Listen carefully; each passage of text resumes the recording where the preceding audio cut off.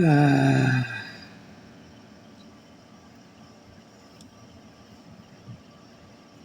welcome back to Animation Station, your number one stop. This movie sucks. What a disappointing snoozer. Think about it. You have the Justice League going against an alternate reality, Earth, universe, whatever, evil Justice League. That sounds so freaking cool. But this movie fails at that premise. In fact, I'm glad I'm not doing a deep dive analysis on this one because I don't want to. Even if I was still doing a deep dive analysis for all these catch-up reviews, this is one I would still just do in the normal short format because this piece of crap doesn't deserve it. Look, it's not technically a bad movie considering the score I'm going to give it, but this movie's bad. This movie sucks. This movie's disappointing. This movie's frustrating. And after this review, I'm going to pretend that this piece of crap doesn't even exist. I have a written review. I'll read off that. I'll talk about the voice cast a little, give my final verdict, and then see you in the next one. Here's my written review. A disappointing bore fest that takes all the potential of its concept and throws it down the toilet. The voice acting is decent. The fight scenes are okay. The animation is still good, and its concept was definitely intriguing. But the story sucks, the characters are bland, the writing is terrible, the Syndicate, excluding Owlman, he's good, are generic throwaways that aren't memorable, the pacing is horrendous, and the ending is just plain freaking stupid. Undeniably the worst one I've watched so far, and a huge disappointment. It's not quite bad, but I still recommend just avoiding it. Not worth your time, forget it even exists.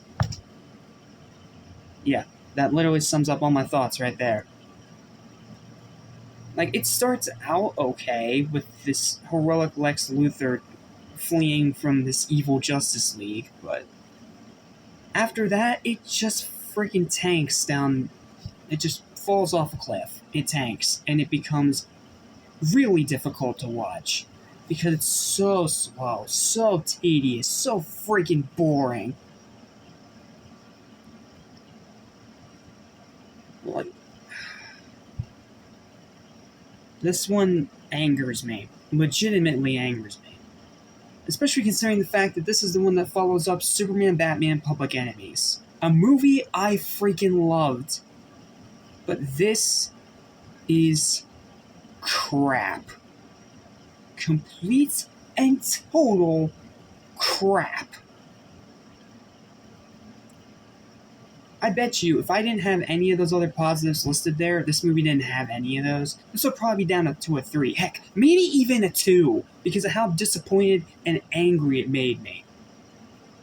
This should not be this bad. This should not be this disappointing, and this should not be this half-efforted. This is the kind of movie that I think of when people say the DC animated universe movies all suck and aren't worth people's time. Because this one sucks and it's not worth your time. Talk a little bit about the voice cast, because I literally have nothing else to say. If I try saying anything else, it's going to end up turning into a censor-filled F-bomb friggin' rant. So, let's just go over the voice cast real quick. William Baldwin is Batman. Fine. Mark Harmon, yes, the guy from CSI, as Superman. He's good. He's given crappy voice direction and no good writing to work with, but he's good. Chris Noth as Lex Luthor's okay. Gina Torres as Superwoman's okay. James Wood as Owlman's actually pretty good. Jonathan Adams as John Jones or Martian Manhunter is okay. Brian Bloom as Ultraman's okay. Bruce Davidson's President Wilson's okay. Josh Keaton as Flash is pretty good. Vanessa Marshall as Wonder Woman's okay. Nolan North as Green Lantern is somehow boring and bad. I don't know how to explain that one because it's Nolan friggin' North, but whatever. Freddie Rogers as Rose Wilson's fine. James Patrick Stewart as Johnny Quick is fine. Carlos Alazrakwa? I don't know how to pronounce that. The same guy that voices Rocco in Rocco's Modern Life. As Breakdance, he's okay. Richard Green as Jimmy Olsen is okay, even though I don't like this version of him at all. Jim Meskimen as Captain Super is fine. Andrea Romano as the Watchtower Computer School, and Bruce Timm as Uncle Super is fine. Like, most of these castings are fine. The problem is they're given absolutely horrendous writing to try and work with, and the voice direction to make them sound so flat and generic. Like, I feel bad for the voice actors more than anything else that they had to partake in any of this garbage. I'm sorry, I just couldn't get into this one. It starts out good, and then by the second act, it just head dives off a cliff, and I lose all interest, and I want to just turn it off. A turn your brain off, boring movie that you put on as background noise whenever you want to go to sleep. Nothing more, nothing less. Final verdict for this disappointing pile of crap is a 4 out of 10.